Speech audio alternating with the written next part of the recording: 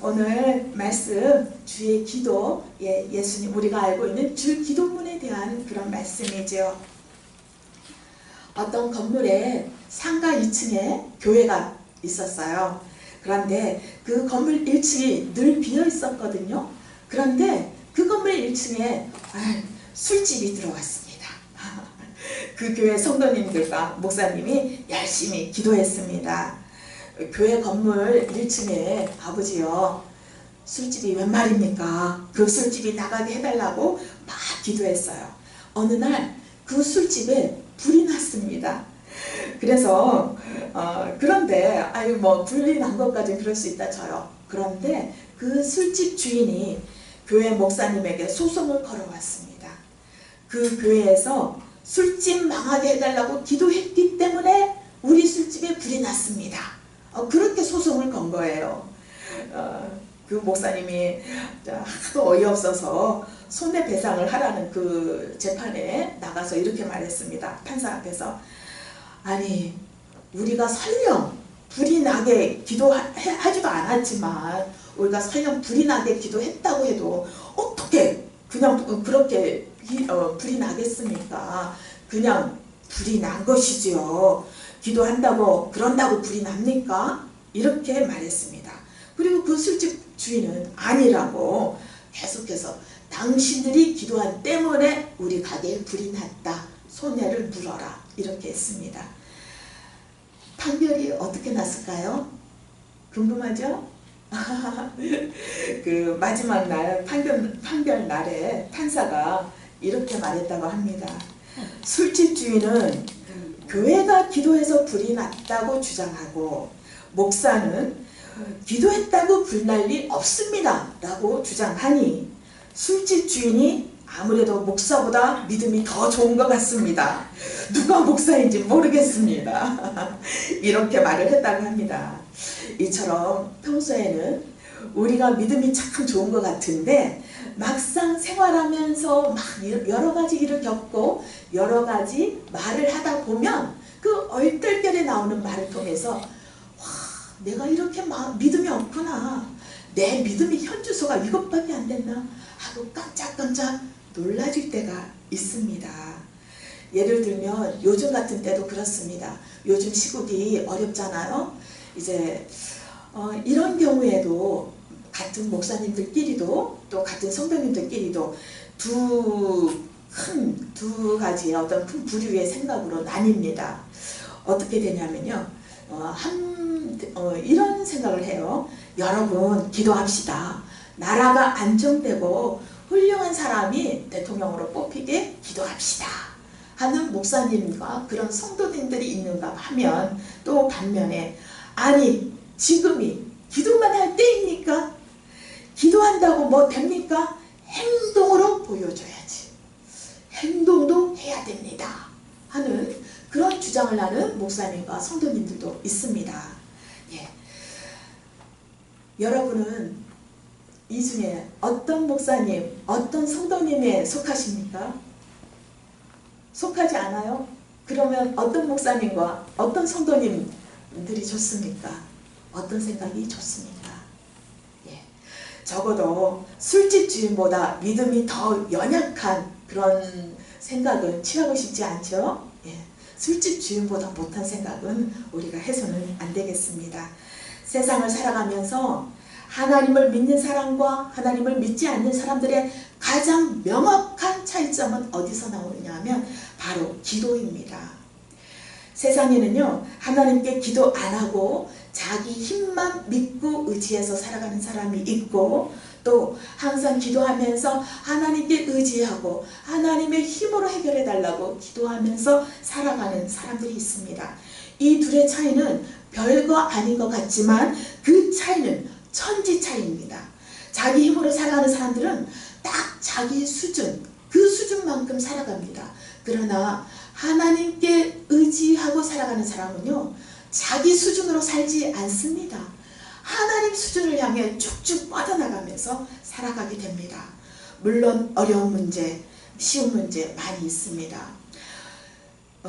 어려운 문제는요, 쉬운 문제는 어느 정도 자기 힘으로 해결이 됩니다. 그러나 어려운 문제는 내 힘으로 노력해서 해결할 수 없습니다. 불가능한 문제, 진짜 결정적인 문제는 우리가 기도하면서 하나님께 엎드려야만 합니다. 시시각각 하나님께 접속해서 하나님께서는 어떻게 생각하십니까? 하나님 마음의 중심은 어디에 있습니까? 하나님은 저의 앞길을 어떻게 인도하시고자 하십니까? 이런 것을 여쭤보고 살피면서 하나님의 뜻을 살피면서 대화해서 나가야 하는 것입니다. 그래서 하나님과 대화하는 것은 축복입니다. 신명기 4장 7절을 보면은요, 우리 다 함께 읽겠습니다. 시작. 우리 하나님 여호와께서 우리가 그에게 기도할 때마다 우리에게 가까이 하심과 같이 그 신이 가까이 함을 얻은 큰 나라가 어디 있느냐. 맞습니다. 기도할 때마다 하나님께서 우리에게 가까이 해주신다고 신명기 4장 7절에서 말씀하지 않습니까? 우리가 기도하면 우리가 하나님께도 가까이 올라가지만 하나님께서도 우리에게 가까이 오십니다. 그래서 우리 작은 인물이 큰 인물이 되고 작은 나라가 큰 나라가 됩니다. 기도를 많이 하면 하나님을 닮아갑니다. 하나님을 점점 더 원하게 됩니다. 하나님이 기뻐하시는 것을 나도 기뻐하게 됩니다. 하나님이 기뻐하지 아니하시는 것은 나도 기뻐하지 않게 됩니다. 그래서 술 마시고 담배 피고 이런 것들이 사람의 힘으로는 참으로 끊기 어렵지만 하나님을 알아가고 사랑하고 하나님께 기도하다 보면 점점점 내 힘이 아니라 하나님의 힘으로 그런 것들이 싫어지고 멀어지고 드디어는 끊게 되는 그런 것입니다. 그래서 우리도 모르게 기도하다 보면 하나님을 닮아가게 되어 있습니다. 기도 많이 하는 사람은 내가 기도 많이 한다 말하지 않아도 다 점점 알게 됩니다. 기도를 많이 하다 보면 내 말과 내 생각과 내 행동에 그리스도의 향기가 뿜어들어 나게 되기 때문입니다. 그 강한 자 앞에서도 기두지 않게 되고요. 또 시련이 와도 거기에 굴복하고 낙심하지 않게 됩니다. 어려운 문제가 빨리 해결되지 아니하더라도 낙심치 않고 기도를 중단하지 않고 실망치 않고 계속해서 평강이 임하면 하나님이 일하시는 것이 보여지기 때문에 소망을 갖게 되고 그래서 더욱더 주님을 붙잡고 의지하게 됩니다. 저는 저와 여러분이 점점 더 날마다 더 이런 사람이 되어가기를 바랍니다. 기도는 하나님의 또 하늘의 능력을 받는 것입니다. 오늘 우리가 보는 본문은 마태복음에 나와 있는 주의 기도입니다. 똑같은 주의 기도 이 말씀이 누가복음에도 나와 있는데 누가복음 11장 1절을 한번 같이 볼까요? 거기에 보면은 뭐라고 나와 있느냐? 예수께서 먼 곳에서 기도하시고 마치심에 제자 중 하나가 여짜오되 주여 요한이 자기 제자들에게 기도를 가르친 것과 같이 우리에게도 가르쳐 주옵소서 이렇게 말합니다.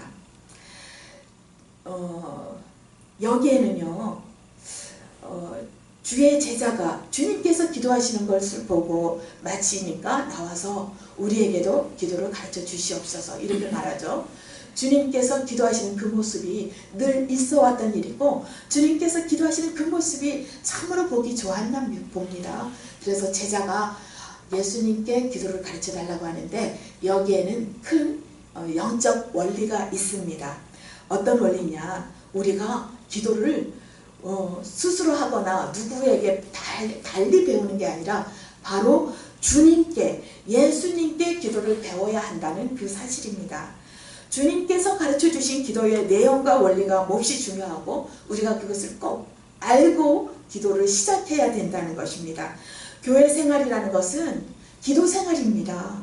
그렇기 때문에 교회에 나와서 하나님을 아는 생활을 시작하려고 하면 바로 우리가 기도를 어떻게 해야 되는가를 알아야 하는데 그것이 바로 주님이 가르쳐 주신 이 주의 기도를 배우면서 시작이 되어야 한다는 그것입니다. 그 원리와 뜻을 알아야겠지요. 주님께 이 기도를 먼저 배우고 나서 이후에 나의 기도를 이 기도에 맞춰서 따라갈 때 우리가 하나님께 가장 하나님께서 기뻐하시는 하나님의 마음에 합한 기도를 드릴 수 있게 됩니다.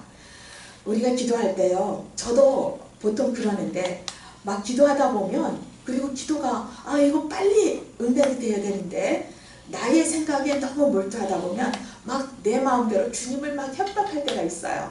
그리고 하나님께 막 띵깡도 부리고 어거지도 많이 부리게 됩니다. 어떻게 해요? 하나님 다음 달 말까지 꼭 이걸 해주세요. 해주지 않으면 저 어떻게 될지 몰라요. 막 이러면서 또 막 하나님 어떤 사모는 그랬다고 해요. 하나님 살아계신 거예요? 죽어 계신 거예요? 막 이런 기도도 했다고 하는데, 그런 기도를 해서 기도가 더 빨리 응답이 되는 것 같이 느껴질 때도 있습니다.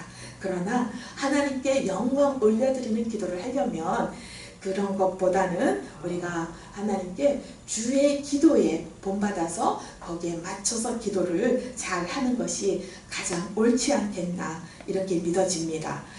물론 우리는 이렇게 띵깡 부리고 억지 부리고 어거지하고 하나님께 어떻게 하면 저 살겠어요 못 살겠어요 막 이렇게 협박하는 기도를 하면 하나님은 물론 이런 기도를 다 들어주십니다. 그리고 이 기도를 그대로 들어주시면서도 그걸 그냥 두지 않으시고 어떻게 하시느냐, 성령님께서 다듬어 주십니다. 고쳐주십니다. 어떻게 고쳐주시냐면요, 우리가 기도드리는 그 기도의 방향을 조절해 주시는 것입니다. 성령님께서 우리의 기도를 가르쳐 주시고 고쳐주시는데 어떻게 고쳐주시는가? 로마서 8장 26절에서 27절을 봅니다. 우리 다 함께 읽어보실까요? 시작! 이와 같이 성령도 우리의 연약함을 도우시나니 우리는 마땅히 기도할 바를 알지 못하나 오직 성령이 말할 수 없는 탄식으로 우리를 위하여 친히 간구하시느니라. 마음을 살피시는 이가 성령의 생각을 아시나니 이는 성령이 하나님의 뜻대로 성도를 위하여 간구하시니라. 아멘. 네. 26절에 보니까 뭐라고 했어요? 우리는 마땅히 어떻게 기도해야 할지를 잘 몰라. 잘 모르나. 그러나 성령이 우리를 위하여 친히 간구하시느니라. 그냥 간구하시는 게 아니라 어떻게? 말할 수 없는 탄식으로.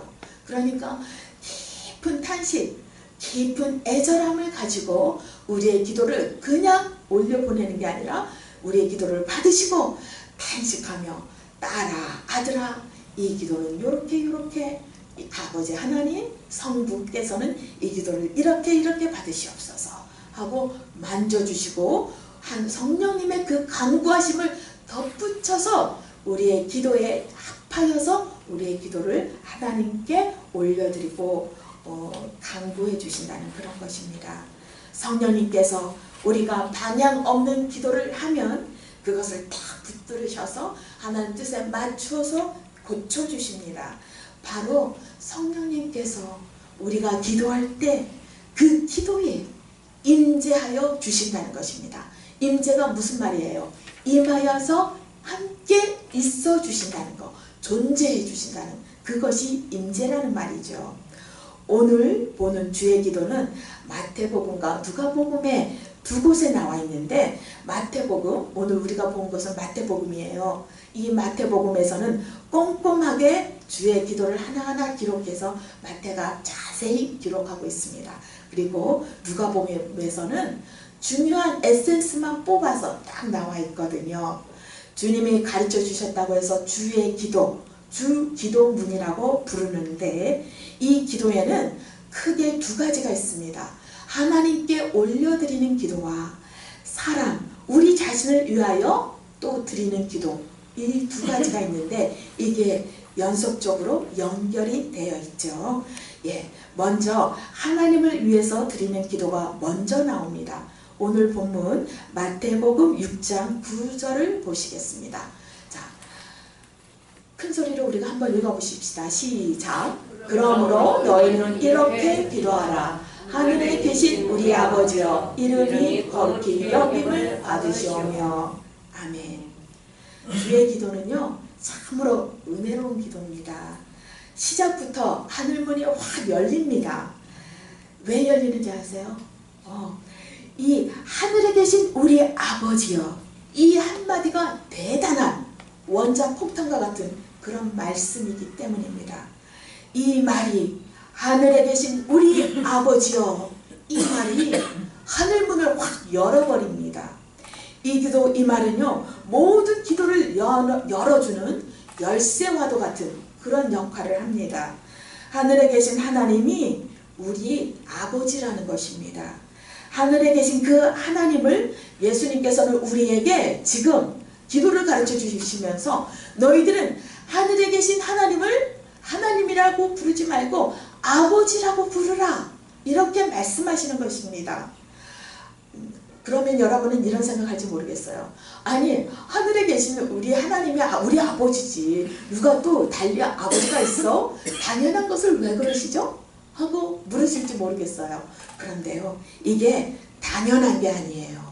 이 고백이 그냥 얻어지고 그냥 나온 고백이 아닙니다. 사실 예수님 그 당시 이 말씀을 우리에게 주실 당시에는 하나님을 아버지라고 부르지 못했습니다. 하나님을 아버지라 부르는 것은 신성모독죄에 속했습니다. 요한복음 5장 18절에 보면 유대인들이 이로 말미암아 더욱 예수를 죽이고자 하니 이는 안식일을 범하였을 뿐만 아니라 하나님을 자기의 친아버지라 하여 자기를 하나님과 동등으로 삼으심이러라. 바로 예수님께서 십자가에 못 박혀 돌아가신 그 죄목 중에 하나가 하나님을 아버지라, 나는 그의 아들이라 했기 때문이라는 것입니다. 예수님은요 십자가에 못 박혀 돌아가실 때 십자가에서 7가지의 말씀을 하셨는데 그 말씀을 쭉 살펴보면 마지막 6번째 말씀까지 계속해서 예수님은 하나님을 아버지라 부르지 못하고 그저 하나님이라고만 부릅니다. 왜냐, 당시 사람들은 구약에서는 하나님을 아버지라고 부를 수가 없었거든요. 우리들은 죄인이에요. 죄인이 어떻게 하나님을 아버지라고 부릅니까? 못하죠. 제사를 드리고 그래도 내 죄가 없어져도 아버지라고 부르지 못합니다. 그래서 감히 하나님을 아버지라고 부르다니, 너가 누구냐? 하나님의 아들이라고? 너 예수는 죽어야겠구나. 신성모독죄야. 이렇게 해서 예수님을 못 박았고요. 또 하나님이신 예수님께서는 어떻게 해요? 그 십자가에서 아들로서 십자가에 못 박히신 게 아니지 않습니까? 우리 죄를 다 짊어지고 죄를 가진 죄인으로서 십자가에 못 박혀 계셨기 때문에 그 죄값을 다 치르기 이전까지는 아들로서 아버지라고 하나님을 부를 수가 없었던 것입니다. 예수님께서 십자가에서 다 이루었다 6번째의 이 말씀을 하시고 난 다음에야 7번째 마지막 말씀, 비로소 아버지여 내 영혼을 아버지 손에 부탁하나이다 하고 숨질 수가 있었던 것입니다. 이처럼 우리가 오늘 하나님 아버지를 아버지라고 부를 수 있다는 것은 은혜 중에 은혜입니다. 그냥 하늘에 계신 아버지는 하나님 아버지니까, 이것은요 우리가 예수님의 십자가의 대속의 은혜를 받은 다음에 그 다음에야 우리가 얻을 수 있는 은혜고 그 다음에야 우리가 부를 수 있게 된 것입니다. 우리가 이제는 하나님을 아버지라고 부른다고 해서 우리가 어떻게 붙잡혀서 예루살렘에 가서 심판을 받고 이런 일은 우리 없지 않습니까? 이런 놀라운 은혜가 우리에게 임한 것입니다. 우리가 하나님을 아버지라 부르게 된 것은 또 무엇을 말해주느냐? 우리가 이제는 하나님 앞에서 죄인이 아니라 자녀가 되었다는 그 사실을 확인해 주는 것입니다. 하나님을 아버지라고 부를 수 있게 만드신 분 예수님, 그것을 위해서 이 사실을 우리에게 얻어주기 위해서 십자가에 못 박히 죽어 돌아가 주셨습니다. 하나님 입장에서 이 사실을 다르게 표현한다면요, 이렇게 표현할 수 있습니다. 하나님이 하늘에 계시면서 뭐가 부족하실까? 부족한 게 있으셨어요. 하나님은 너무너무 갈망하시고 목말라 하시는 게 있으셨습니다. 무엇인가? 바로 내가 원래 내 자녀였던 내 사람들, 나의 자녀로부터 아버지라는 그 소리를 듣고 싶구나. 이것이 하나님께는 오랫동안의 깊은 갈망이었습니다. 이게 놀랍지 않으세요? 하나님께서 이런 것을 원하시고 갈망하셨다는 것이요. 하나님이 뭐 그런 걸 갈망하셨겠어? 이렇게 생각되십니까? 아닙니다. 하나님께서 이런 갈망을 가지셨던 것이 실제로 사실입니다. 하나님은요, 우리가 당신을 아버지라고 부르는 것을 너무나도 좋아하십니다. 원하시고 기다리셨습니다. 그래서 그것을 위해서 하나님께서는 우리에게 성령을 보내주셨습니다. 성령께서 하시는 일이 무엇인가? 아까 우리 기도를 고쳐주신다고 하셨죠? 말할 수 없는 탄식으로 우리 기도를 올려주신다고 했습니다. 그것뿐만이 아니라 성령께서 하시는 일은 우리가 하나님을 아버지라고 부르게 하는 일입니다. 갈라디아서 4장 6절을 볼까요? 우리가 함께 읽겠습니다. 시작. 너희가 아들이므로 하나님이 그 아들의 영을 우리 마음 가운데 보내사 너희 아빠 아버지라 부르게 하셨느니라. 아멘. 우리에게 오신 하나님, 일하시는 이유가 있었던 거예요. 무엇 때문에 일하셨는가? 바로 우리가 하나님을 아빠, 아버지 이렇게 부를 수 있도록 하시기 위해서 우리 가운데 오셔서 일하신다는 것입니다. 여러분, 기쁜 소식입니다. 우리에게 아버지가 있습니다. 아버지가 진짜로 있어요. 여러분도 아버지가 있죠? 저는 아버지가 돌아가셨어요. 그 아버지가 살아계셨을 때 여러분의 아버지가 무뚝뚝할지 모르지만 마음속으로 얼마나 책임을 느끼며 또 얼마나 사랑하십니까? 많이 사랑하죠. 많이 사랑합니다. 여러분은 당신의 여러분 성도님들께 자녀들이 있어요. 그죠? 자녀들이 있는데 자녀들이 언제나 말 잘 듣고 이쁘기만 합니까? 미워 보일 때도 있죠. 솔직히 미워 보일 때도 있습니다. 그러나 미워 보이는 때라고 해서 그 자녀가 없어졌으면 좋겠다, 없었으면 좋겠다고 생각해 본 적 있습니까? 없지요. 없습니다. 아기 때 울고 보채고 찡찡거리고 칭얼거리고 또 청소년 때 사춘기 때 얼마나 반항하고 눈을 흘기고 짜리고 이럽니까? 그렇지만 그럴 때라도 내 자녀이기 때문에 말할 수 없는 속상함을 가지고서도 아이고 하나님 어떻게 합니까? 저 아이 붙들어 주십시오. 저 아이 아버지 하나님께서 지켜주십시오. 저는 두 손 두 발 다 들었습니다. 하나님 해주십시오. 이런 기도가 나오죠. 절대로 저 아이 없었으면 좋겠습니다. 없게 해주십시오. 이런 기도는 어떤 부모도 하지 않습니다.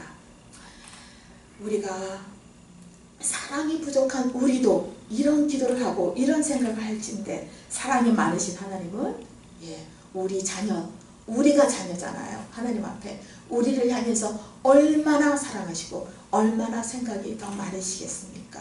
하나님은요, 한 번도 너가 없었으면 좋겠어 이런 생각하지 않으시는 분입니다.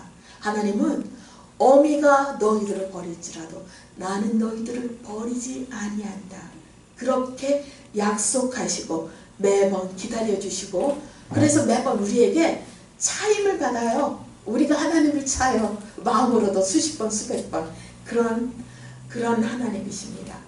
우리가 산부인과에서 태어난 사람도 있고 집에서 태어난 사람도 있을 텐데 우리가 우리 어머니다 우리 아버지다 어떻게 알아요? 태어날 때 잠깐만 엄마 뱃속에서 나오는 순간에 잠깐만요 지금 사진 좀 찍어주세요. 찰칵찰칵 누가 내 엄마인지 확실히 알고 시작해야겠어요. 이렇게 하는 사람이 있습니까? 없죠. 우리가 태어날 때 엄마라는 것을 확인해서 엄마하고 부르지 않는다는 뜻입니다. 어떻게 우리가 엄마를 알아요? 예, 태어날 때 확인해서 아는 것이 아니라 우리가 배고플 때 울어보고, 예, 기저귀가 축축할 때 울어보니까 누군가가 달려와서 내 입에 우유를 먹여주고 내 입에 젖을 물려주고 나의 기저귀를 갈아주고 나를 껴안고 잠을 자고 나를 잠재워주고 누군가 나를 도독여주는 늘 한결같은 그 사람이 있었는데, 그래서 그 사람을 우리가 엄마라고 부른다는 것입니다. 그래서 우리가 확인해서 엄마라고 부르는 것이 아니라 나를 살려주고 내 옆에 늘 있어줬기 때문에 우리가 엄마, 우리가 아빠, 아버지라고 부르는 것입니다. 우리가 하나님을 아는 것도 똑같습니다. 우리가 하나님을 처음으로 하나님이라고 인정하는 대목이 어딘 줄 아십니까? 천지 창조 때 하나님께서 아담을 만들어 주셨을 때 그때 하나님 아버지 이렇게 하는 게 아닙니다. 어디서 비로소 인류가 가르쳐 주지 않았는데도 하나님 아버지 이렇게 고백이 나오느냐 하면요, 출애굽하면서 홍해를 건넜을 때, 홍해를 건너고 보니까 그때 와, 홍해를 건너게 해주신 이분이 진짜로 내 아버지구나, 진짜로 이분이 만드셨구나, 우리를 창조하신 분이구나, 이게 알아졌던 것입니다. 그래서 그때부터 하나님 아버지라고 우리가 스스로 고백하면서 말하게 된 것입니다.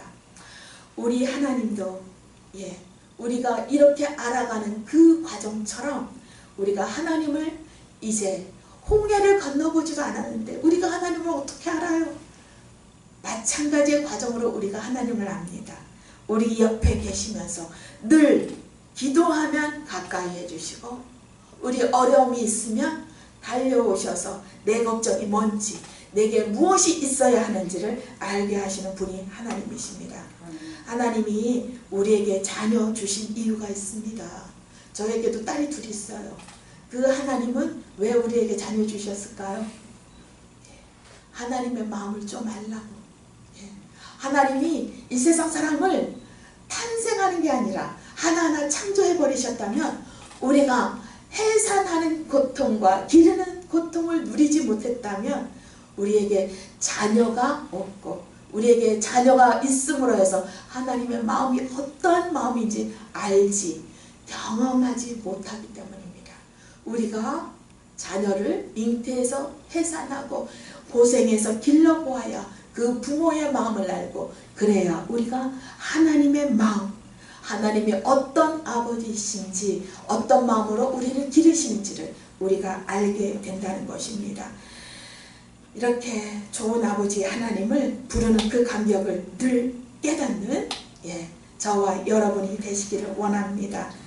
돌아온 탕자 비유에 집 나간 작은 아들이 있었습니다.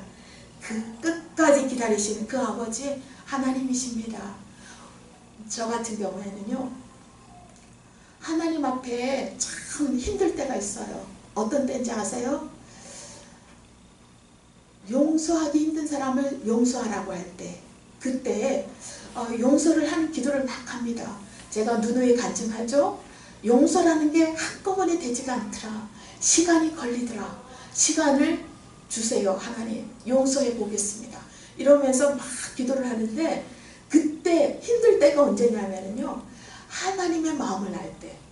하나님의 마음을 알면 좋아져야 되는데 왜 힘든지 아세요? 하나님께서 내가 너무너무 미워하고 힘들어하는 저 사람, 나를 힘들게 했던 저 사람을 나는 너무 싫은데, 너무 힘든데 하나님은 저 사람을 너무나 사랑하시는구나, 이것을 알 때 마음이 힘들어지더라고요. 그런데 내가 이 사람 미운데 하나님은 왜 사랑하시지? 나처럼 내 편이 되어서 내가 미워하는 이 사람을 하나님도 미워해주고, 나를 못살게 하는 이 사람을 하나님도 못살게 해줬으면 너무 좋겠다. 그런데 하나님은 그 사람을 사랑해 주세요. 왜냐? 하나님은 말씀하세요. 나는 그 사람에게도 아버지다. 그 사람도 나에게는 귀한 아들이다. 귀한 자녀다. 여러분, 이같이 놀라운 사랑을 우리가 받고 있습니다.